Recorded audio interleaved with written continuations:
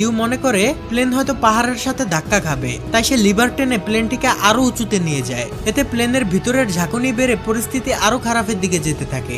লিউর মাথায় তখন একটা জিনিসই ঘুরছিল যে প্লেনের মধ্যে থাকা 19 জন যাত্রী এবং সে সহ 9 জন ক্রু মেম্বারের জীবন এখন তার হাতে, অর্থাৎ 128 জন মানুষের প্রাণ হাতে নিয়ে লিউ তার সম্পূর্ণ অভিজ্ঞতা দিয়ে প্লেনটিকে কন্ট্রোল করতে থাকে। মৃত্যুকে কাছ থেকে দেখা যাত্রীগুলো এখন তাদের মনের কথা বলতে শুরু করে। অনেকে এই জীবনের শেষ ভিডিও বানায় তাদের প্রিয়জনদের জন্য, আর কিছুক্ষণের মধ্যেই প্লেনটি ঝড় থেকে বের হয়ে আসে।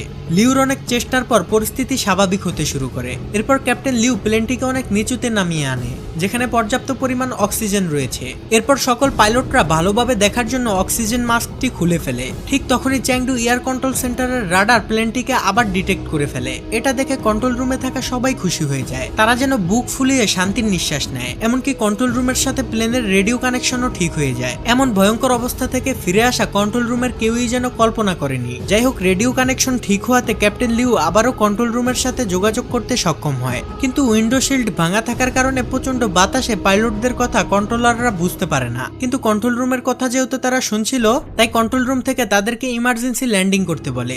সাথে সাথে ক্যাপ্টেন লিউ ল্যান্ডিং গিয়ার চালু করে দেয়। আর এই সিগন্যাল পেয়ে কেবিন ক্রুদের ম্যানেজার নান যাত্রীদেরকে ইমার্জেন্সি ক্র্যাশ ল্যান্ডিং এর জন্য প্রস্তুতি নিতে বলে। অন্যদিকে প্লেন প্রচন্ড গতিতে রানওয়ের দিকে যেতে থাকে। আর এই টান টান উত্তেজনাপূর্ণ ফুটেজ ধারণ করে চ্যাংডুর গণমাধ্যম কর্মীরা। এদিকে প্লেনের ভিতরে যাত্রীরা ইমার্জেন্সি ল্যান্ডিং এর জন্য প্রস্তুতি নিয়ে নেয়। তারা মনে মনে দোয়া প্রার্থনা করতে থাকে। অন্যদিকে fire service, medical team, air traffic control সহ সবাই প্রস্তুত হয়ে যায়। ক্যাপ্টেন লিউ তার কোপাইলট জু আর লিয়াংকে নিয়ে কোনো ধরনের ঝামেলা ছাড়াই মাটি স্পর্শ করে। কিন্তু বিপদ তখনও কাটেনি, কারণ চ্যাংডু এয়ারপোর্টের রানওয়ে ছিল খুবই ছোট আর প্লেনের গতি ছিল অনেক বেশি। ক্যাপ্টেন লিউ ইঞ্জিনের থ্রাস্ট কমানোর জন্য লিভার টান দিলে দেখে ইঞ্জিন স্লো করার লিভারটি লক হয়ে গিয়েছে। তাই প্লেন প্রচন্ড গতি নিয়ে সামনের দিকে এগিয়ে যেতে থাকে। এটা দেখে সেকেন্ড পাইলট জু লেগ ব্রেক দিয়ে প্লেনটিকে থামানোর চেষ্টা করে, কিন্তু অতিরিক্ত ব্রেকের প্রেসারে প্লেনের একটি চাকা ফেটে যায়। এটা দেখে কন্ট্রোল রুমের সবাই ভয় পেয়ে যায়। জু তার সর্বোচ্চ শক্তি দিয়ে লেগ ব্রেক চেপে ধরে, কিন্তু এতে খুব বেশি একটা কাজ হচ্ছিল না। এদিকে রানওয়ে প্রায় শেষ হতে চলেছে,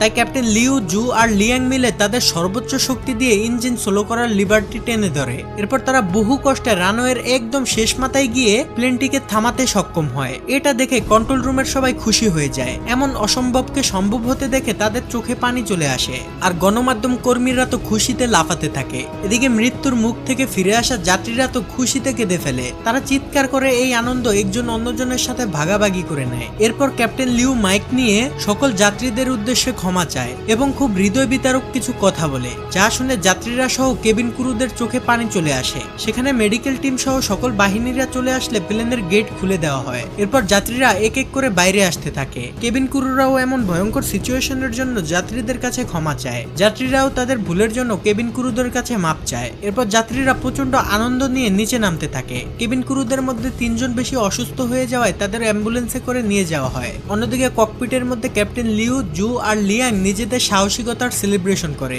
এরপর তারাও প্লেন থেকে বের হওয়ার প্রস্তুতি নেয়, কিন্তু ক্যাপ্টেন লিউ প্লেনের ভিতরের পরিস্থিতি দেখতে যায়। এদিকে যাত্রীরা নিচে নেমে তাদের জীবন বাঁচানোর জন্য ক্যাপ্টেন লিউকে ধন্যবাদ জানাতে চায়। তখন কেবিন ক্রুদের ম্যানেজার নান প্লেনের ভিতরে এসে দেখে ক্যাপ্টেন চুপ করে দাঁড়িয়ে আছে। সে ক্যাপ্টেনের কাছে গেলে ক্যাপ্টেন তার সাহসিকতার জন্য তাকেও ধন্যবাদ জানায়। তখন নান ক্যাপ্টেন লিউকে বলে, আপনার জন্য বাইরে সবাই অপেক্ষা করছে। তখনই লিউ তার পকেট থেকে ফোন বের করে তার স্ত্রীকে কল করে আর বলে কিছুক্ষণের মধ্যেই সে বাসায় এসে তার মেয়ের জন্মদিন সেলিব্রেশন করবে। এটা শুনে তার স্ত্রী খুব খুশি হয়ে যায়। এরপর লিউ প্লেনের বাইরে বের হলে সকল যাত্রীরা তাকে ধন্যবাদ জানায় এবং ক্যাপ্টেন তাদের কাছে আবারও ক্ষমা চায়। এমনকি যাত্রীরাও তাদের কাছে ক্ষমা চায়। এরপর সকল যাত্রীরা এয়ারপোর্ট থেকে বের হয়ে তাদের আত্মীয় স্বজনদের সাথে দেখা করে আর তাদের জীবনের ভয়ঙ্কর অভিজ্ঞতা নিয়ে সবাই সবার বাড়িতে চলে যায়। এদিকে লিউ তার বাড়িতে আসার পর তার স্ত্রীকে জড়িয়ে ধরে আর তার মেয়ে তাকে দেখে খুব খুশি হয়ে যায়। তারা সবাই মিলে একসাথে জন্মদিন সেলিব্রেশন করতে থাকে। তবে মুভির একদম শেষে দেখানো হয় প্লেন কর্তৃপক্ষ থেকে এতগুলো যাত্রীর জীবন বাঁচানোর জন্য